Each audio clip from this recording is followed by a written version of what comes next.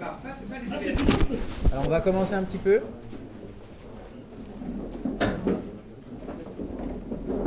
Il y a, il y a une expression, intéressante dans la paracha de la semaine dernière. On sait que là on est rentré dans le livre de Shemot, le livre où on parle de l'esclavage en Égypte avec la sortie d'Égypte, etc.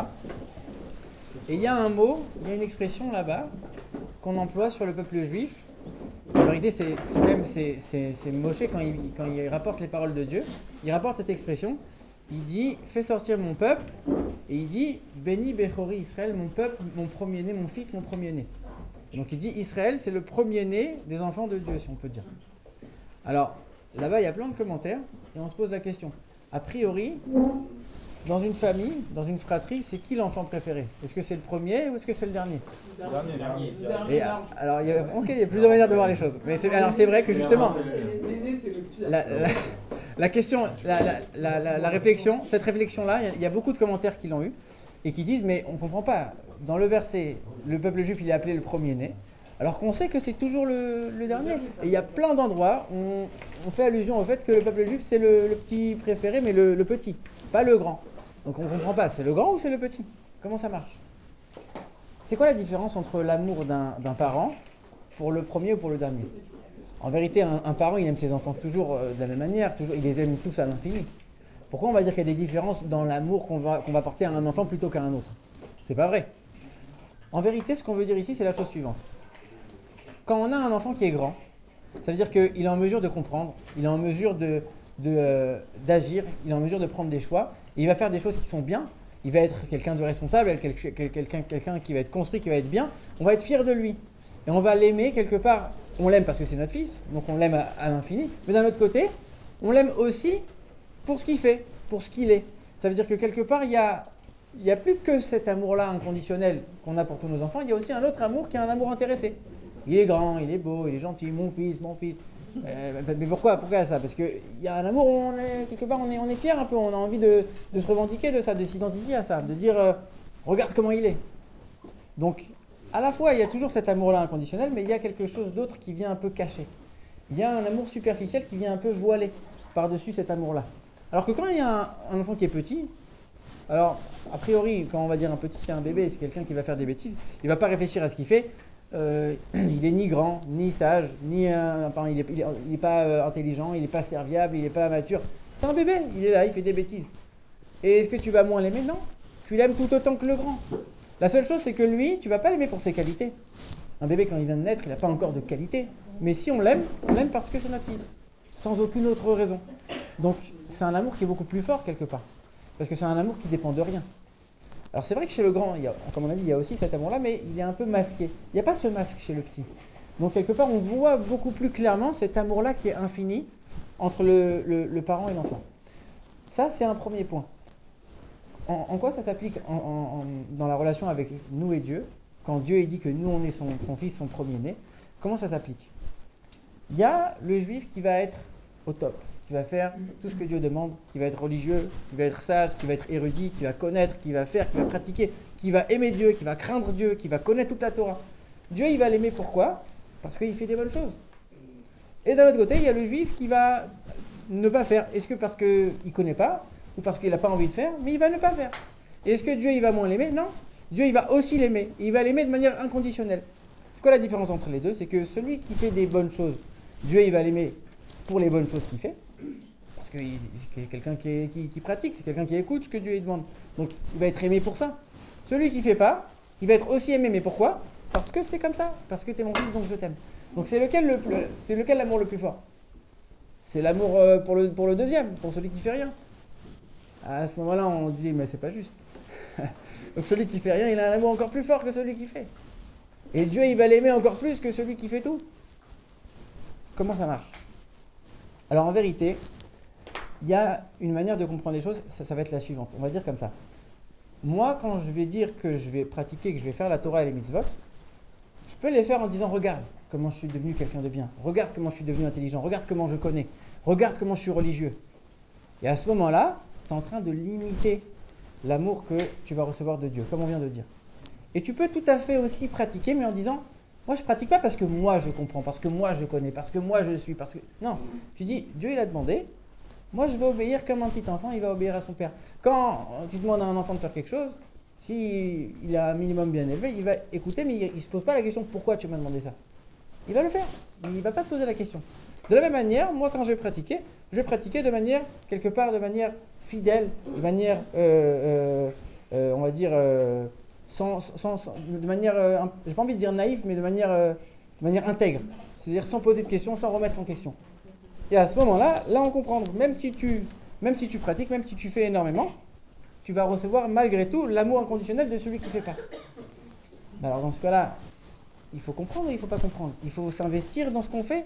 Il faut s'investir dans la Torah qu'on va comprendre, qu'on va étudier? Ou il faut dire non, moi de toute façon, moi je vais faire la religion comme un idiot parce qu'on m'a demandé de faire et parce que je ne comprends pas et je ne veux pas comprendre et de toute façon, quand je ne vais pas comprendre, ça veut dire que je suis encore plus soumis, donc je suis encore mieux. Je ne comprends pas. C'est quoi l'idée qu'on essaye de nous faire sortir ici? Est-ce qu'il faut être bête, soumis, obéissant, et écouter tout ce que la Torah nous demande, sans réfléchir, sans comprendre, et sans ressentir rien du tout, en disant, bah moi, comme j'écoute, alors je suis le mieux? Ou est-ce qu'il faut mettre sa tête dedans, et poser des questions, comme on a l'habitude de faire ici? Est-ce que parce qu'on pose une question, ça veut dire que forcément on est en train de chercher un intérêt quelque part, ou alors est-ce que non, il faut comprendre? C'est quoi le mieux quelque part? C'est d'avoir la soumission à 100%, ou d'essayer de s'investir dans la compréhension et dans les sentiments qu'on va avoir dans la pratique, etc. Les deux. Comment tu fais les deux? Et comment tu fais les deux? Tu fais sans questionner. Et après, Une fois que tu es dans la pratique, une fois que tu es stable dans ta pratique, tu peux t'interroger sur pourquoi tu fais les choses. C'est une première réponse. Ça c'est un premier niveau. C'est-à-dire quand tu réfléchis, tu ne l'as pas changé dans les actes. Oui, ça c'est la condition pour ce que lui il vient de dire. Le fait de réfléchir, ça te pousse à l'intérieur. Ouais. Plus tu réfléchis, plus tu t'investis. Donc plus tu t'investis, plus tu vas vouloir aussi avancer. Exactement. Ça, ouais, c'est la deuxième partie de la réponse. Ouais. En vérité, la solution, elle repose sur ce point-là. Ça veut dire que quand on va mettre sa tête dans l'étude, on va dire la chose suivante. On va dire, moi, si je mets ma tête dedans, c'est pas parce que moi j'ai envie de comprendre, parce que moi j'ai envie d'être intelligent, parce que moi j'ai envie de connaître et d'être érudit. C'est-à-dire, moi, je vais mettre ma tête dans l'étude, parce que Dieu m'a demandé que je mette ma tête dans l'étude. Dieu, il m'a créé un cerveau, c'est pour que je l'utilise. Dieu, il m'a créé un cœur, c'est pour que je l'utilise. Ça veut dire que je vais devoir mettre ma tête à 100%, et quand je comprends pas, je dois dire je comprends pas. Et je dois poser des questions. Et je dois pas avoir peur de remettre les choses en question pour pouvoir comprendre les choses comme il faut. Donc ça veut dire que Dieu m'a donné un cerveau, il faut que je l'utilise. Dieu m'a donné un cœur. Quand on dit qu'il faut être joyeux pendant certaines fêtes, etc., est-ce que ça veut dire que Dieu il m'a demandé d'être joyeux, donc je vais être joyeux, et puis c'est une joie qui est fabriquée?